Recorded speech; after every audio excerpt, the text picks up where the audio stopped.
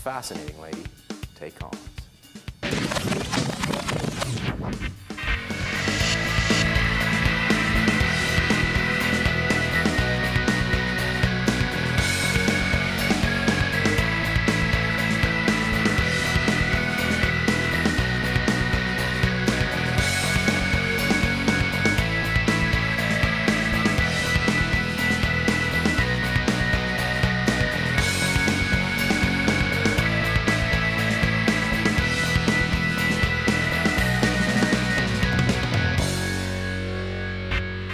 Ms. Tay Collins, thank you for coming. Thanks for having me. I appreciate it.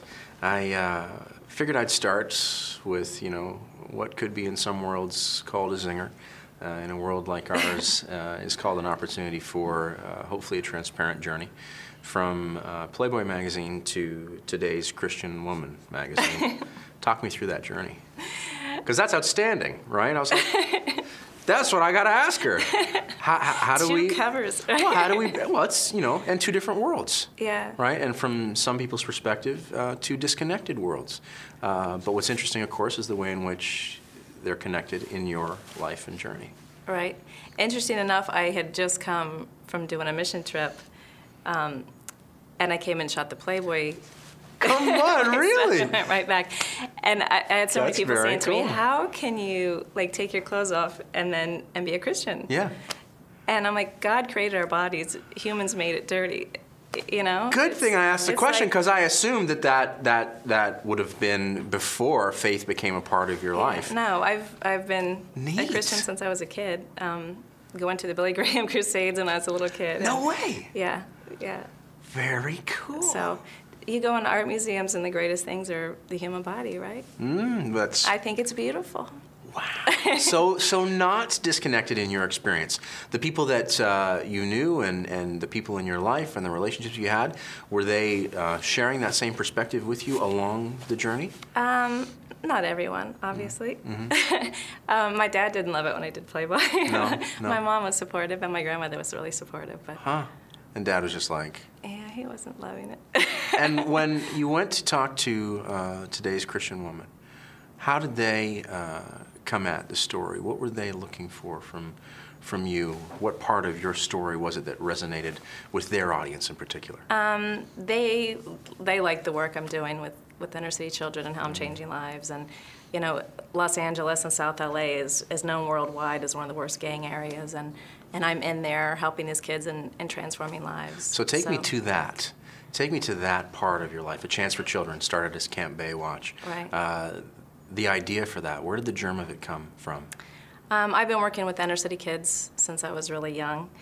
And when I started on Baywatch, the executive producer talked a little bit about doing a summer camp for kids. And What, just an offhand comment one time? Yeah, just kind of an offhand comment. What, in like a staff meeting, or when did that happen? Yeah, one of the meetings, he was just kind of saying, oh, this would be cool to teach kids swimming safety and that kind of stuff. And I was already working with a homeless shelter in East LA, and I said, look, you're talking about it, I'll do it, but you got to let me use kids that need it. So I'm like, let me use inner city and homeless kids. And what did he say? So he's like, all go right. for it. So 6 months later, we had our first camp, and we've had the kids on Baywatch several times, and we flew the kids to Hawaii, and Baywatch really allowed me the opportunity to do this great stuff and help finance it from the beginning. So was it just a thing that was a part of who you are, that urge to help those kids? It just came naturally? Yeah, well, I was one of those kids, I think. I grew up and, See, really... this I didn't know. Yeah, really, like that. You don't think of that in Virginia, but I grew up very similar to that. And I had a mentor who I met through church and who took me out and exposed me to things, and I just kind of repeated what I learned, and she would take me to the boys' home and we'd help. And interesting enough, I went home a couple years ago and I took 2 of the kids that I've kind of fostered. And we were visiting this woman who was my mentor, and she was in the kitchen and they were baking, she's telling them all the things that we used to do, and they're like, "Oh, that's all the same things Tay does with us." No so way. It's just like keeping it going. The so. beat does, in Yeah. fact, go on. And the kids I have who have grown up now come back and help me, and I think that's the thing I'm most proud of. They just keep it going. I hear again and again from the people I talk with that at some point in their journey, the mentor really made all the difference. Do you remember how you met yours, how that component came into She your was life? actually my Sunday school teacher.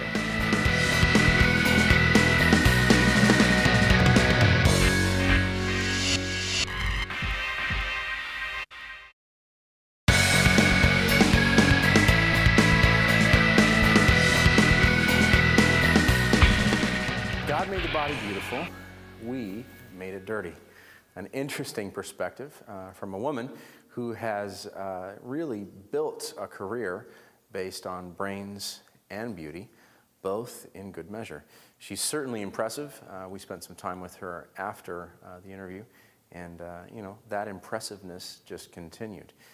You're going to want to find out more about her. I'm sure you can find her via our website. Of course, the URL appears throughout the program.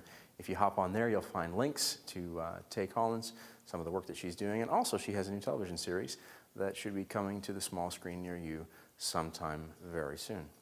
We're going to continue our conversation with her in a moment, and it really gets interesting now as she begins to talk about the other great passion in her life. And, you know, frankly, I was really humbled by the scope of what she has done. And of particular interest, and I want you to watch for this, is the way in which what she's now doing on the philanthropic side of life, the seeds of that were sown when she was just little.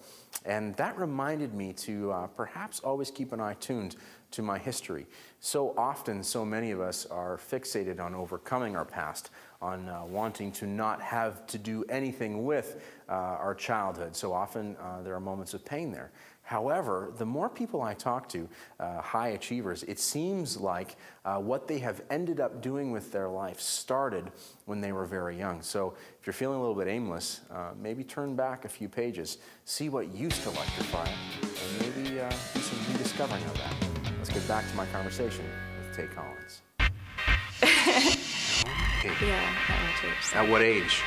Probably second grade. And she So just kind of far took me under her back. wing and knew I needed help, and yeah. And the she's still in my connection life, was so. instant kind of thing? Like on a personal level, there was an immediate sort of Yeah, there was relational... yeah, instantly, yeah. I would say two of my greatest mentors in my life I met at my church when I was growing up. And now, did she, from day one, begin saying this is something you're going to need to do as you grow up? Was it programmed into you in that sense, or was it intuited into you? No, I think she just took me, and she was the example. And I just watched what she did, and I did things with her, and it made me feel good. So. Very, very cool. Yeah. Now, I'm interested in the beginning of the career for you. I'm interested in the early days. I'm interested in your take on how it all got started. Do you remember when the urge, the desire to begin a career in the arts? Do you remember when that desire first appeared? And then do you remember when that desire began to find actual traction? Yeah, well, I actually thought I was going to be a track star because I was a runner and a total jock, and hurt my knees, and that kind of ended. And like I said, There's no more running for me. Yeah, no more running. But my grandmother, who had cancer and really wanted either my sister or I to do a beauty pageant, that was her big dream. And my sister's boyfriend wouldn't let her do it, and I was like, no way am I doing a pageant. No way. But for my grandmother, I did it, and to my surprise, I won. Was it fun? Do you remember it being fun when you were doing it, or no? Do you remember it being, this is weird? It was really fun because one of my girlfriends was in the pageant too, and we drove to the pageant together, and on the way there, she was like, if I have to lose, you're the only one I want to lose to. And I won, and she got first runner-up. And we both had, the judges were agents in New York, and we both got modeling contracts and moved to New York right away. Well, like right away, like right after? Yeah, within a couple months. So tell me about the early days in New York. Showing up there and going, I mean, I was there, for the first time only 2 years ago. Oh, really? And as, a grown man, and Yeah, overawed by the city. It's amazing. How old were you when you first showed up in New York City? Do you remember? I was 19. And what was it like? Yeah, It was amazing. It was overwhelming. I had gone a few times as a kid. My mom took me on a bus, actually, and but going to visit and going and living there are two really different things. But it was early 80s, and it was crazy, and parties and cocaine and just craziness, and I just totally stayed out of everything. And so you're in the world, but not rocking it. Yeah. And still modeling, and still... And sought out immediately in Harlem a place to work with kids, and I worked with latchkey kids, and some of them I was afraid of. Afraid they might hurt me. I can imagine. And you learn as you show up for them day in and day out that they trust you and they soften. And typically, how long to make a connection with someone like that? When you meet a kid who's tough, who's rough around the edges, who's scary, how long does it take you to break through? It's interesting because there's kids that are so in need of touch that from the moment you meet them, they're just all over you and calling you mommy and desperate, just, for the affection. And there's other kids that are so hardened and have such a shell that it takes a long time. But once they break it, like, I remember this one kid I really thought was going to hurt me. And probably 3 months into it, I met his mother, who worked like 3 jobs, and she was real tough around the edges too. And she said to me, when my son goes to sleep at night, he says a prayer for you. And I was like, you're kidding. And then one day he brought me his prized teddy bear, and it was all torn up, but he gave me like his prized possession. Come on. Yeah. And do you know how his life unfolded? Did you? I don't know about him, but I have so many kids that I've worked with since they were little that I've now put through college, and kids in their 20s, and kids who are, have 30, and kids who have, I'm there when they're get married. I'm there for their kids being born. They're with me Christmas Eve and Mother's Day. So when you say I've put through college, what does that mean? Are you actually putting them through? Yeah, the foundation I started is actually putting them through college. That foundation got a bit of a groundswell now. I mean, do you have people that are supporting it financially? How has that foundation really? I mean, it's 18 years. You were saying 18 years, been. When did that foundation really become viable? I mean, was it from day one? It was working. It was rocking, or did it take a couple years? Well, we got tremendous support when we were Camp Baywatch with the name, and then after the show ended, we had to take the name off of it. So I changed the name to A Chance for Children, and right around that time is when September 11th happened, and that really affected a lot of nonprofits, and so we had a hard time staying afloat. But we're all private donations, very little corporate. But it's just like people have rallied and seen the work we do, and now after so much time, the money comes.